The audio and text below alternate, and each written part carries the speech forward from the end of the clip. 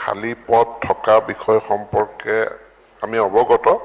আৰু সেইকাৰণে অধ্যক্ষ মহোদয় এই খালী পদসমূহ পূৰণ কৰাৰ কাৰণে আমি এলানি ব্যৱস্থা গ্ৰহণ কৰিছো। যোৱা 7 ডিসেম্বৰ তাৰিখে কেবিনেটে এটা সিদ্ধান্ত গ্ৰহণ কৰিছে যে বিদ্যালয়সমূহত আমাৰ মাধ্যমিক পৰ্যায়ত যিসমূহ কন্টেক্সুৱেল টিচাৰ আছিলে এই কন্টেক্সুৱেল টিচাৰৰ এগেইনষ্টে 4330টা আমাৰ পদ ফ্ৰিজ কৰি ৰখা হৈছিলে কাৰণ এটো ফাইনান্সিয়াল নিউট্ৰেলিটিৰ কাৰণে শিক্ষকটো আমাৰ আছেই কিন্তু কন্টেক্সুৱেলত আছে ৰেগুলাৰ পোষ্টত নাই। এতিয়া ইয়াৰ ভিতৰত দেখা গ'ল যে বহু সংখ্যক পোষ্ট ইসেনশিয়াল পোষ্ট অন্যহাতেদি যিসমূহ পদ খালী আছে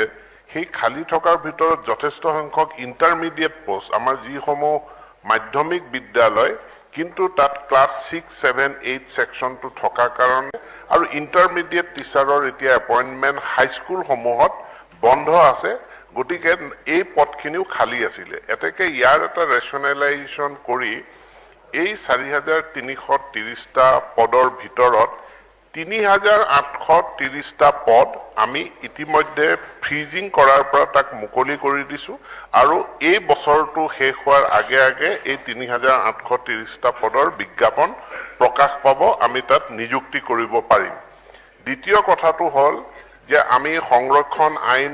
মানি চলিব লাগে। হাইস্কুল সমূহত খালী থকা পদৰ ভিতৰত 721টা পদ আছে যি অনুসূচিত জনজাতি পাৰ্বত্যৰ কাৰণে সংৰক্ষিত আৰু ইয়াত আমি প্ৰাৰ্থী নাপাও যেতিয়া নিযুক্তি হয় এই এসটি হিলছৰ এগেইনষ্টে আমি ক্যান্ডিডেট নাপাও নোপোৱা কাৰণে পদসমূহ খালী হৈ থাকে। এতিয়ালৈকে সবাৰ বিজ্ঞাপন হৈ যোৱাৰ পাছতো পদসমূহ খালী হৈ আছে। এই পৰিপ্ৰেক্ষিতত 7 তাৰিখে কেবিনেটে সিদ্ধান্ত গ্ৰহণ কৰিছে যে এই 721টা পদৰ ভিতৰত একাংশ আমি ৰাখি 589 পোষ্টৰ এগেইনষ্টে স্কুল স্পেসিফিক কন্টেক্সুৱেল টিচাৰ লোৱাৰ কাৰণে নিযুক্তি দিয়াৰ কাৰণে চৰকাৰে সিদ্ধান্ত গ্ৰহণ কৰিছে আৰু এটো স্কুলৰ সেই পৰিচালনা সমিতিকে দায়িত্ব দিয়া হ'ব। যিবিলাক বিদ্যালয়ত নিৰ্দিষ্ট বিষয়ত শিক্ষক নাই এনে 589টা পদবীৰ বিপৰীতে আমি নিযুক্তি প্ৰক্ৰিয়া কন্টেক্সুৱেল টিচাৰ হিচাপে আমি এই বছৰৰ ভিতৰতে আৰম্ভ খালী পদ থকা বিষয় সম্পৰ্কে আমি অৱগত আৰু সেইকাৰণে অধ্যক্ষ মহোদয় এই খালী পদসমূহ পূৰণ কৰাৰ কাৰণে আমি এলানি ব্যৱস্থা গ্ৰহণ কৰিছো। যোৱা 7 ডিসেম্বৰ তাৰিখে কেবিনেটে এটা সিদ্ধান্ত গ্ৰহণ কৰিছে যে বিদ্যালয়সমূহত আমাৰ মাধ্যমিক পৰ্যায়ত যিসমূহ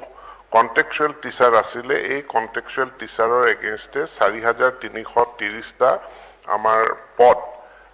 ফ্ৰিজ কৰি ৰখা হৈছিলে কাৰণ এটো ফাইনান্সিয়াল নিউট্ৰেলিটিৰ কাৰণে শিক্ষকটো আমাৰ আছেই কিন্তু কন্টেক্সুৱেলত আছে ৰেগুলাৰ পোষ্টত নাই। এতিয়া ইয়াৰ ভিতৰত দেখা গ'ল যে বহু সংখ্যক পোষ্ট ইসেনশিয়াল পোষ্ট অন্যহাতেদি যিসমূহ পদ খালী আছে সেই খালী থকাৰ ভিতৰত যথেষ্ট সংখ্যক ইন্টাৰমিডিয়েট পোষ্ট আমাৰ যিসমূহ মাধ্যমিক বিদ্যালয় কিন্তু তাত ক্লাস 6, 7, 8 সেকশনটো থকা কাৰণে আৰু ইন্টাৰমিডিয়েট টিচাৰৰ এতিয়া এপইন্টমেন্ট হাইস্কুল সমূহত বন্ধ আছে গতিকে এই পদখিনিও খালী আছিল। এতেকে ইয়াৰ এটা ৰেশনালাইজেশন কৰি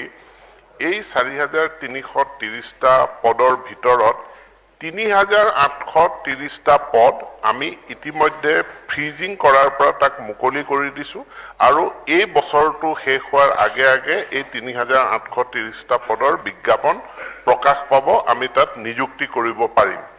দ্বিতীয় কথাটো হল যে আমি সংৰক্ষণ আইন মানি চলিব লাগে। হাইস্কুল সমূহত খালী থকা পদৰ ভিতৰত 721টা পদ আছে যি অনুসূচিত জনজাতি পাৰ্বত্যৰ কাৰণে সংৰক্ষিত আৰু ইয়াত আমি প্ৰাৰ্থী নাপাও যেতিয়া নিযুক্তি হয় এই এসটি হিলছৰ এগেইনষ্টে আমি ক্যান্ডিডেট নাপাও নোপোৱা কাৰণে পদসমূহ খালী হৈ থাকে। এতিয়ালৈকে সবাৰ বিজ্ঞাপন হৈ যোৱাৰ পাছতো পদসমূহ খালী হৈ আছে। এই পৰিপ্ৰেক্ষিতত 7 তাৰিখে কেবিনেটে সিদ্ধান্ত গ্ৰহণ কৰিছে যে এই 721টা পদৰ ভিতৰত একাংশ আমি ৰাখি 589 পোষ্টৰ এগেইনষ্টে স্কুল স্পেসিফিক কন্টেক্সুৱেল টিচাৰ